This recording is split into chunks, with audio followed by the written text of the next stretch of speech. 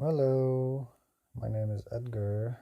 How's everybody this morning? Today I'm going to talk about the Holy Spirit. And my question is for you guys, what does the Bible say about speaking in tongues? Um, I have a few Bible scriptures I would like to read to you guys, such as Mark 16:17.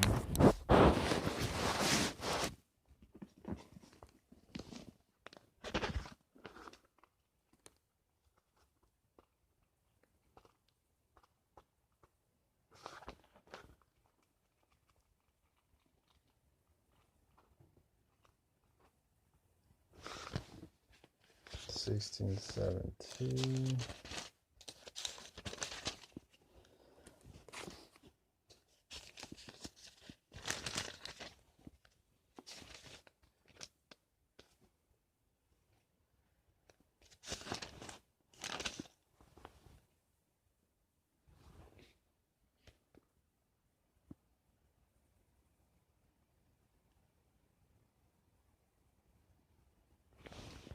How about Acts 2:1-12?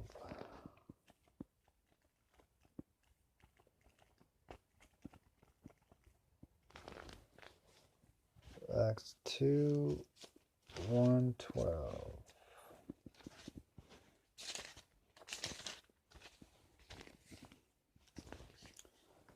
And it says, Acts 2:1-12. Now while the day of the festival of Pentecost was in progress, they were all together at the same place.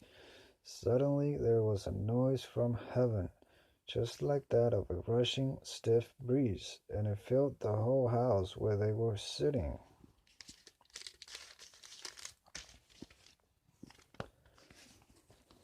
And tongues as if of fire became visible to them and were distributed, and one came to rest on each one of them. And they all became filled with Holy Spirit and started to speak in different languages, just as the Spirit enabled them to speak. At that time, devout Jews from every nation under heaven were staying in Jerusalem. So when this sound occurred, a crowd gathered and was bewildered, because each one heard them speaking in his own language. Indeed, they were utterly amazed and said, "See here, all these who are speaking are Galileans, are they not? How is it then that each one of us is hearing his own native language? Parthians, Medes, and Elamites, the inhabitants of Mesopotamia, Judea and Cappadocia, Pontus and the province of Asia, Phrygia and Pamphylia, Egypt and the regions of Libya near Cyrene, sojourners from Rome, both Jews and proselytes, Cretans and Arabians, we hear them speaking in our language about the magnificent things of God. Yes, they were all astonished and perplexed, saying to one another, "What does this mean?" So, that is the gift of speaking in tongues,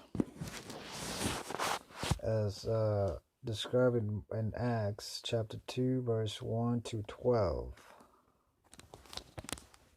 So, Acts 2:11 says, "Cretans and Arabians, we hear them speaking in our languages about the magnificent things of God." Now, I also have 1 Corinthians chapter 12 and chapter 14 that I would like to read to you guys.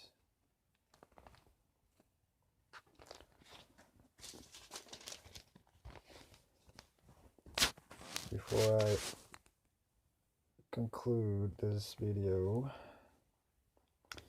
So I am in 1 Corinthians chapter 12, Now concerning the spiritual gifts, brothers, I do not want you to be uninformed. You know that when you were people of the nations, you were influenced and led astray to those voiceless idols, following wherever they might lead you. Now I would have you know that nobody, when speaking by God's Spirit, says Jesus is accursed, and nobody can say Jesus is Lord except by Holy Spirit. Now there are different gifts, but there is the same Spirit. And there are different ministries, and yet there is the same Lord. And there are different activities, and yet it is the same God who performs them all in everyone. But the manifestation of the Spirit is given to each one for a beneficial purpose.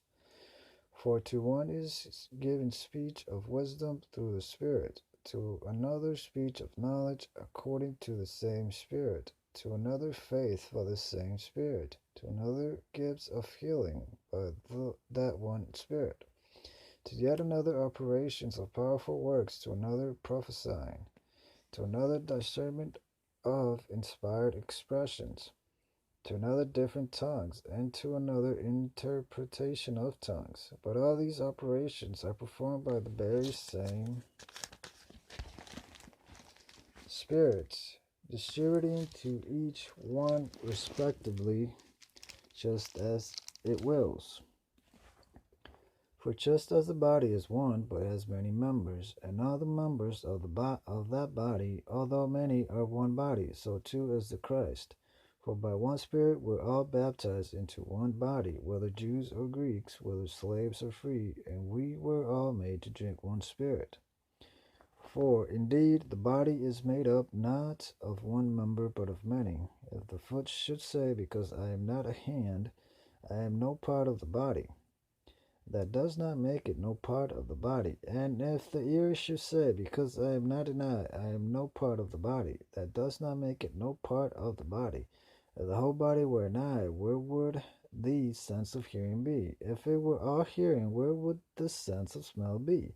But now God has arranged each of the body members just as he pleased.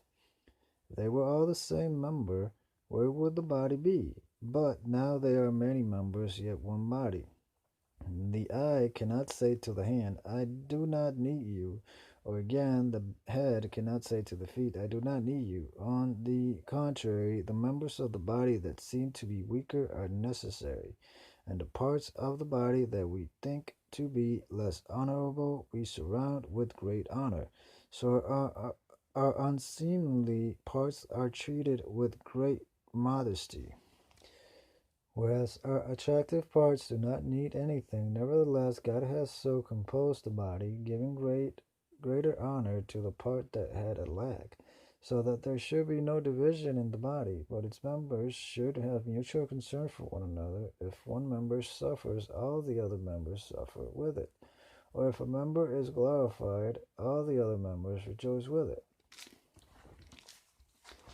Now you are Christ's body, and each of you individually is a member, and God has assigned the respective ones in the congregation: first apostles, second prophets, third teachers, then powerful works, then gifts of healings, helpful services, abilities to direct different tongues. Not all are apostles, are they? Not all are prophets, are they? Not all are teachers, are they? Not all perform powerful works, do they? Not all have gifts of healing, do they? Not all speak in tongues, do they? Not all are interpreters, are they? But keep striving for the greater gifts, and yet I will show you a surpassing way. So I will end it with that. It was 1 Corinthians chapter 12, and it's about the Holy Spirit and its spiritual gifts. So hopefully this helps, and hopefully everybody can learn something from the Holy Spirit, as I've learned through it as well. Farewell, guys. I'll see if this video sticks. If not, I'll just leave it on, and then I'll just decide to make more videos. Thank you, guys. Goodbye.